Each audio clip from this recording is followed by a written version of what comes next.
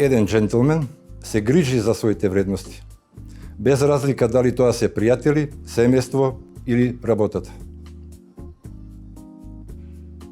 Види се, како буквално го преведувам, нели джентл е некој кој што треба да е нели љубезен, нежен, нешто што да кажам мене ми оди заедно со еден маж.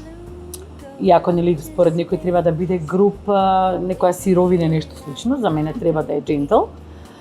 Така што отприлика кога ќе се каже джентлмен, иако за некој човек нели кажа дека е джентлмен, тогаш јас во старт имам некое убаво високо мислење за него и сметам дека е во најмала рака еден човек господин, односно човек со манири, со харизма, со убаво однесување, така што не би должела прилика така.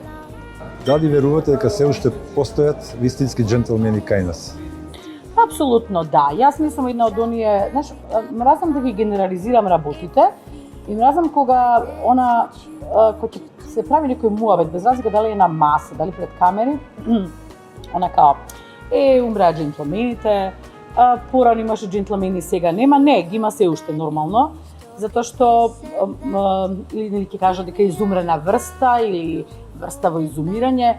Јас првин, можеби, јас сум вечен оптимист, јас сум навистина човек оптимист и можеби од таа причина сето тоа така го гледам и така го држам, односно не сакам да прифатам дека е можно дека таа врста изумира и дека не постои.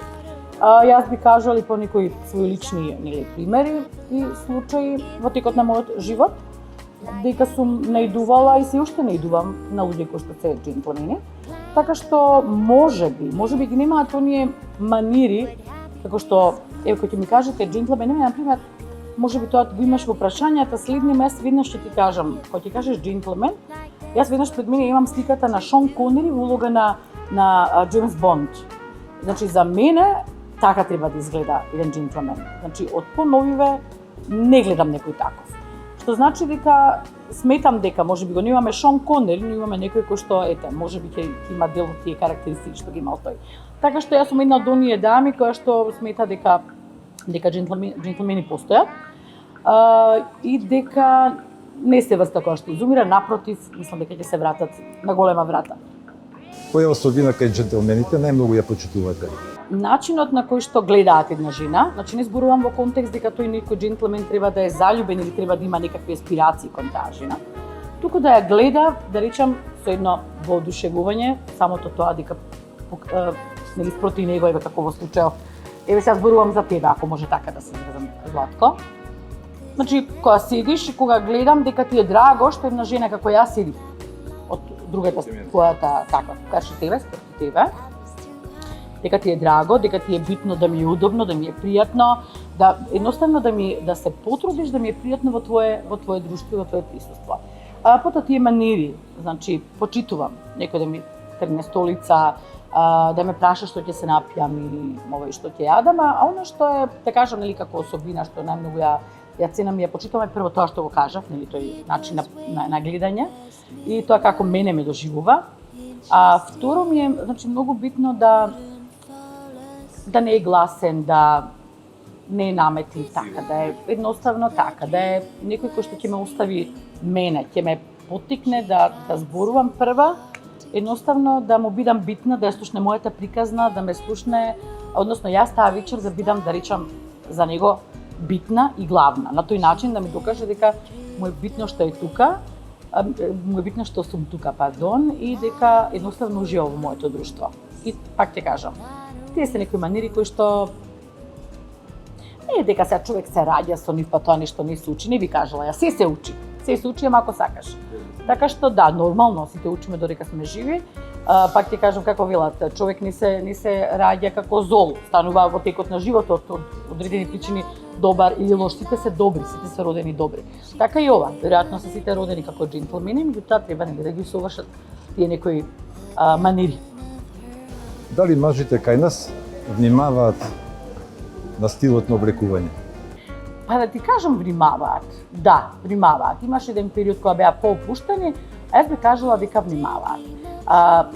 Она што би сакала да гледам почесто е, како да речам, тие денови кога бев во Фиренца, на патување нормално, неколку дневно патување, јас во еден момент се реков, луѓе, јас сум вака на туристичко патување или можеби овде се снима некој филм. Имаш чувство дека се некои филмски сетови, дека се тоа некои глумци кои што нели ги средиле, ги облекле, ги дотерале и со тоа нели моторчињата шетаат по Фиренца. Би сакала повеќе такви ликови да гледам. Меѓутоа можеби повеќе има помлади луѓе овде кај нас кои што повеќе се облекуваат спортски, по-кежуал, кој што исто е во ред, кој што исто мене ми се допаѓа, може да бидеш ти дотеран и среден и во тренд и така. Меѓутоа не можеш да изгледаш како джентлмен. Значи во патеки чорапи до овде не можеш да изгледаш како джентлмен. Така што убаво се имаме мажи кои што внимаваат, кои што се средени. Јас ќе кажам она што жената ја прави шминка, така и вас ја прави брадата. И тоа, па добро, да. Грото веќе од мажите забележувам дека имаат брада и навистина влијае и на стилот и на, да кажам, на изгледот и така натаму. Така што би рекла генерално дека и македонските мажи се средуваат. Тоа е моето мислење. Дали мажите кај нас ги почитуваат животните вредности во ова модерно време? Малку генерално прашање, меѓутоа разбирам, нема како поинаку да се постави. Мене не ми е тоа толку битно дали они кон животот имаат вистински пристап или како беше конкретно, дали ги вреднуваат вистинските вредности, да. Јас би рекла дали ги вреднуваат жените. Јас би го преиначила ова прашање, затоа што за животот, пак ќе кажам, многу е генерално. А кон жените, знаеш како, веројатно, знаеш она во животот како велат, колку бараш, толку добиваш.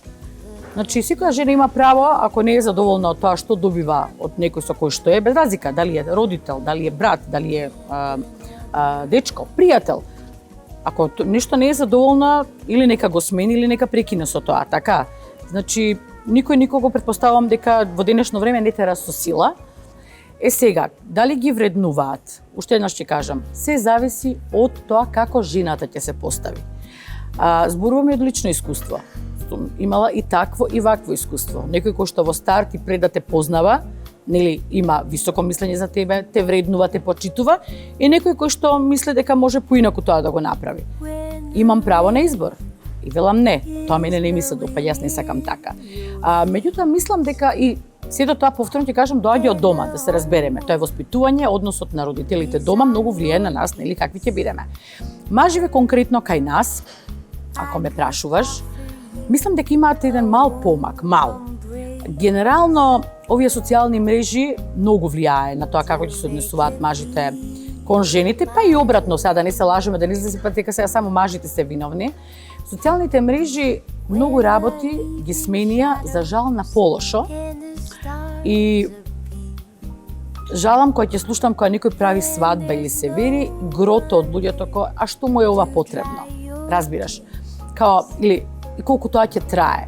Значи, тоа е нешто што не сме да се случува. Напротив, кога некој ќе каже дека ќе биде со некого, треба веднаш да ги доживееме како некој кој што вечно ќе бидат заедно, да ја славиме љубовта и така натаму.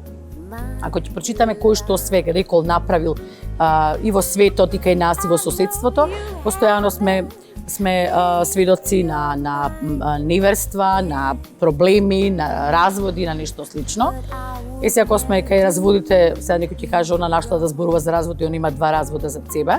Па тоа е токму таа моја искреност и реалност за која што ја зборувам. Значи јас сметам дека треба секој човек, јас тоа го направив за себе. Значи не сум дволична, туку сум искрена. А јако грото од луѓето тоа поинаку го толкуваат. Значи јас сум се развела затоа што тоа не било тоа. За не се ставам во ситуација да правам магаре од него или он од мене. Не сме заедно и секој некој си го тера својот пат. Грото од луѓето остануваат во бракот, тие си знаат кои причини, нели? А притоа сите сме сведоци што се случува и кај едниот и кај другиот. Така што тие вредности треба малку да се поработи, меѓутоа мислам дека ќе биде многу тешко. А во однос на тоа се тие, нели, да не ширам сега многу, само би завршила дека во однос на тоа како мажите се однесуваат кон жените, има некој помак, да, во однос на нивно подобрување, Меѓутоа, уште еднаш ќе кажам дека со оглед на тоа дека имаме социјални мрежи на кои што секој веќе со секого се знае и се познава и секој вилјае што ќе се трудам кај оваа кога другава ме чека, да бидам искрени. Едноставно сметам дека мажите се многу поопуштени отколку што беа, барем во однос на жените, и сега тоа значи дека жените ќе треба малку да се потрудат, да се подсоберат, малку да покажат заби, да стават онај од зид, да кажат не кога е тоа потребно и да не прифаќаат било што ќе им се понуди во животот. Едноставно сметам дека сите ние си одговараме за сопствените постапки. Уште еднаш велам, ако не ти се допаѓа како некој те третира и се однесува кон тебе, подобро е воопшто не се гледаш со него, отколку да останеш во било каква комуникација само за да имаш некого. А мажите треба уште малку да се потрудат. Сепак жената не случајно е нели понежен пол, па да нека дозвола така и да се чувствува.